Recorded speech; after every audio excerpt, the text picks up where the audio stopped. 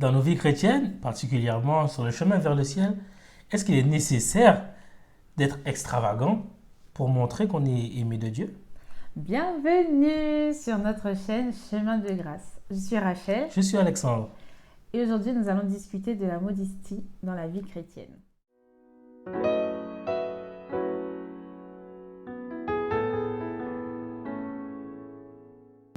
Pour toi, c'est quoi déjà la modestie?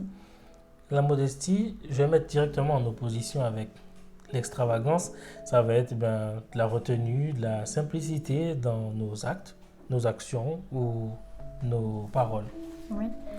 Juste la définition que j'ai trouvée dans le dictionnaire, ça nous dit que la modestie, c'est la modération retenue dans l'appréciation de soi-même. De soi. La modestie, souvent, quand on en parle, ce qui nous vient en tête, c'est souvent l'apparence, Oui, l'habillement, le physique.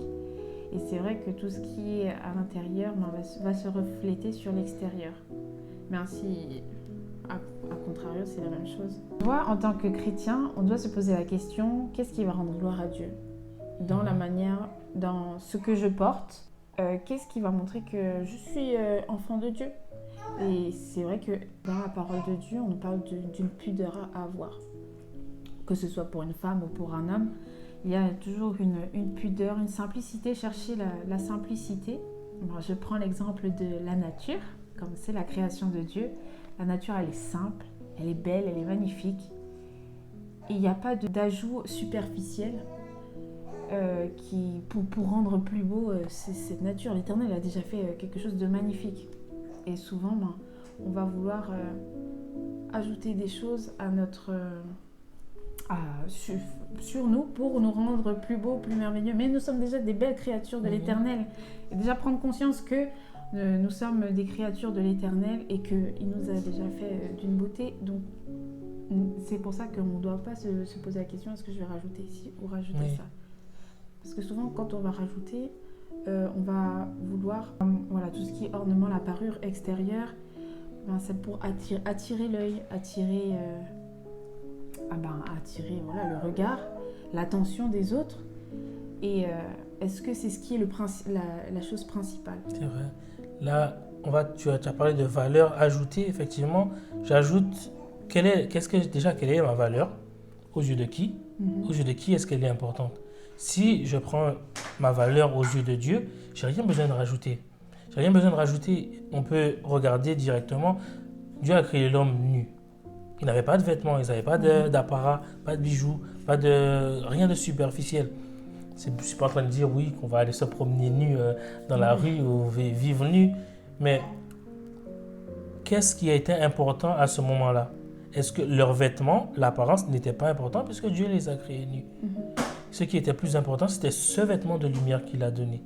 Aujourd'hui, encore une fois, ce vêtement, on l'a perdu et dans son plan, il a mis un plan en œuvre pour qu'on récupère cette lumière-là. Donc c'est plus dans cette optique-là qu'on doit s'habiller.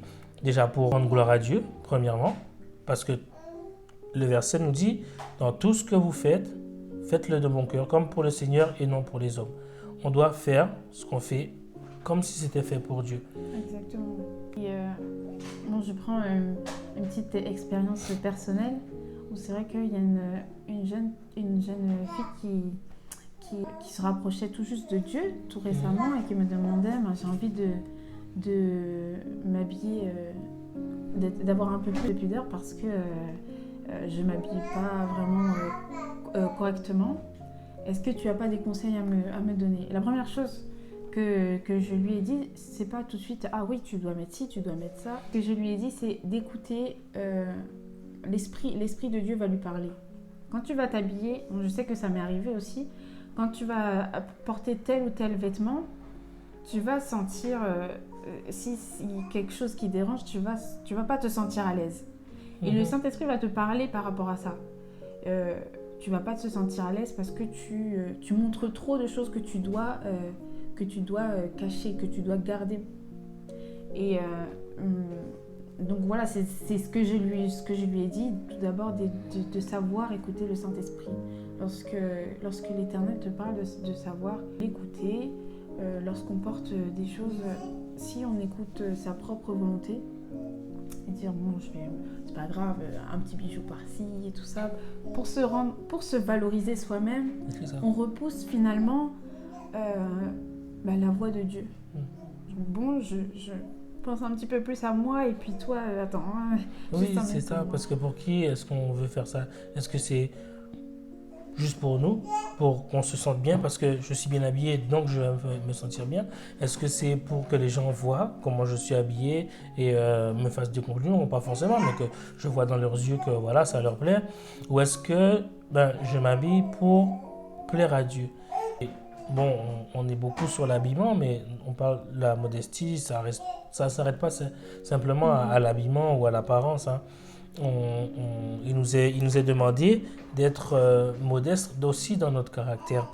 Oui, dans Philippiens 2, il nous est dit « Ayez en vous les sentiments qui étaient en Jésus-Christ, lequel n'a point regardé comme une proie à arracher d'être égal avec Dieu, mais s'est dépouillé lui-même en prenant une forme de serviteur, en devenant semblable aux hommes, en ayant paru comme un simple homme. Il s'est humilié lui-même, se rendant obéissant jusqu'à la mort, même jusqu'à la mort de la croix. » Il est là dans notre caractère, on n'a pas à se sentir supérieur à un frère ou même inférieur. En fait, aux yeux de Dieu, nous sommes tous égaux. Un seul est au centre, un seul est au-dessus, et effectivement, c'est Jésus. C'est Jésus-Christ, c'est notre Dieu, qui nous a demandé de nous revêtir de cette humilité qu'il a eu aussi, de cette modestie simple.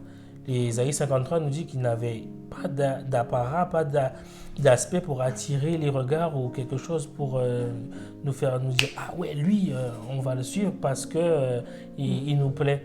C'était vraiment dans la simplicité, dans les actions, dans les actes, dans son caractère et aussi dans le message qu'il disait, parce qu'il y avait une constance entre les deux. C'est ça, l'exemple parfait à prendre, c'est celui de Jésus. Et on voit ce qui plaît à Dieu quand tu lis plus la parole de Dieu que tu as à l'intérieur. Et la modestie que tu dois avoir, oui, c'est ça, ça va être avec ton prochain, aussi avec la relation que tu as avec Dieu, ce que tu as dit, la générosité, l'amour avec son prochain, ça reste des traits de caractère de quelqu'un de modeste. De ce qu'on doit rechercher aussi, voilà, c'est ça. C'est ne pas se sentir supérieur à notre frère, notre prochain. On peut avoir plein de dons, de talents que l'Éternel nous met. Et même dans ces dons, dans ces talents, c'est pas rechercher notre propre gloire, mais montrer ce que Dieu a créé. Ça revient à Dieu. Donc, montrer dans ce que tu fais, redonner à l'Éternel sa gloire. Donc, c'est ce qui va être modeste, quoi. Savoir faire preuve d'humilité dans toutes les choses que l'on fait, que l'on acquiert dans notre vie. Si on devait résumer ça passe par quoi? L'humilité, la modestie, c'est vraiment l'abandon à soi et l'ouverture aux autres. On a parlé des talents, effectivement, ces talents-là, s'ils sont utilisés pour la gloire de Dieu, mais pour l'avancement de son œuvre, tout ce qu'on va faire, on le fera, déjà ça va multiplier nos talents encore, on va se retrouver à faire des choses qu'on ne pensait même pas imaginables, des choses vraiment inouïes que le Seigneur aura mis entre nos mains parce que on fera développer ses talents. Celui qui a reçu beaucoup, qui a fait le serviteur qui avait multiplié ses talents, il a reçu également les talents de celui qui n'avait pas fait fructifier ses talents et il a pu faire encore plus pour son maître. Et oui, quand on sera tourné vers les autres, naturellement, en fait, on va se retrouver dans cette posture de modestie parce qu'on va plus avoir tendance à élever les autres, à les tirer vers le haut, les amener vers la sainteté. C'est notre but à tout ça, de nous tirer les uns vers les autres, frères et sœurs, et notre prochain vers la sainteté, sans pour autant nous mettre en avant. Qui va nous élever? C'est Dieu. Dieu va nous élever lui-même. C'est ce qu'il a promis à la fin. Et ce n'est pas pour chercher cette récompense-là qu'on doit le faire, mais parce que nous l'aimons. Il nous a aimé le premier, parce que nous l'aimons. On va faire ce que notre ami aime aussi. On va aimer ce que notre ami aime. Et notre ami, il aime tout le monde. Il aime aider tout le monde. Il aime faire du bien à tout le monde. Et ça va être aussi le centre de notre vie. Oui, c'est ça. Et c'est vrai, il y a un proverbe aussi qui dit il y a plus Il y a plus de bonheur à donner qu'à recevoir. Oui, voilà, Ouais. c'est ça. Et ça veut pas dire être quelqu'un de modeste, l'abandon de soi, comme tu as dit. Ça veut pas dire se rendre plus malheureux. Oui, Au contraire, euh, c'est tellement un bonheur, une joie de voir son prochain heureux, de voir que voilà, j'ai su me mettre un peu en retrait pour peu importe dans quel domaine, mais de ne pas me montrer orgueilleux, de ne pas montrer la valeur, ce que je sais faire dans un domaine, et de laisser mon prochain cette générosité, de le laisser aussi fructifier dans un domaine. C'est quelque chose qui rend heureux. c'est vrai. On peut voir du coup en quoi la modestie vraiment c'est important dans nos vies parce que ça doit on doit représenter le Christ qui lui nous a donné un exemple parfait de modestie et il nous a dit soit que vous mangiez, soit que vous buviez, c'est Corinthiens, hein, soit que vous fassiez quelque autre chose, faites tout pour la gloire de Dieu. Donc dans l'utilisation de nos talents. Dans notre langage aussi, c'est vrai qu'on aurait pu en parler aussi, la manière de parler. On n'est pas obligé d'utiliser des grands mots ou des grandes phrases pour montrer qu'on connaît, on a du vocabulaire, on a des connaissances. Notre message est censé pouvoir toucher tout le monde. Si j'utilise des mots qui sont même du dictionnaire peut-être, mais qui sont inconnus de mon public, à quoi mon message va les toucher? Ils vont se sentir rejetés. C'est-à-dire que voilà, le message, en fait, il est pour les personnes qui connaissent beaucoup. Moi, je ne connais pas, je suis simple. Et du coup, le message la vérité, ce Dieu-là, il est pour les personnes qui sont intelligentes ou qui sont intelligentes par rapport au monde. Mais on sait que l'intelligence pour Dieu n'est pas la même. C'est ça. Et donc oui, dans nos actions, dans notre manière de parler, dans notre manière d'agir, la modestie va nous pousser à être tournés vers les autres et surtout représenter Christ. Et c'est ce qui doit être dans notre quotidien, chaque jour, chaque action. En fait, tout pour... est-ce que dans telle chose, est-ce que je mets en valeur Jésus? Et le verset de Romains 12, le verset 3 qui nous dit « Par la grâce qui m'a été donnée, je dis à chacun de vous de n'avoir pas de lui-même une trop haute opinion, mais de revêtir des sentiments modestes selon la mesure de foi que Dieu a départie à chacun. » Voilà, ça doit être dans notre vie quotidienne de remettre tout à Dieu. Tout ce qui lui appartient, tout ce qui est dans notre vie, ça revient à Dieu. Ça doit être notre joie, notre bonheur d'agir comme ça, de manière modeste, avec humilité, avec pudeur dans toutes les actions, tous nos pensées, dans l'habillement, etc. On parle là maintenant de l'extravagance, mais ça va aussi dans le contraire. Ça ne veut pas dire qu'on doit être des personnes qui ne vont pas faire attention à la manière dont on s'habille. Ouais, négligé. Voilà, être négligé. Si je donne des mots, parce que je ne veux pas me montrer trop la valeur que j'ai, trop ma connaissance, donc je vais parler de manière... peut-être trop simple à l'extrême. C'est ça. Non, il y a un juste milieu et c'est ce qui est beau, c'est ce que l'Éternel Jésus est en fait. Ce qu'il a fait, il avait le parfait équilibre. Ouais. Donc c'est ce qu'il nous demande à nous, c'est simplement de suivre l'exemple de Jésus, tout simplement. L'équilibre parfait, voilà. Ça doit être la vie du chrétien est une vie équilibrée. Oui. Dans chaque aspect, c'est le juste milieu, ni trop à gauche, trop à droite, en haut. C'est vraiment l'équilibre.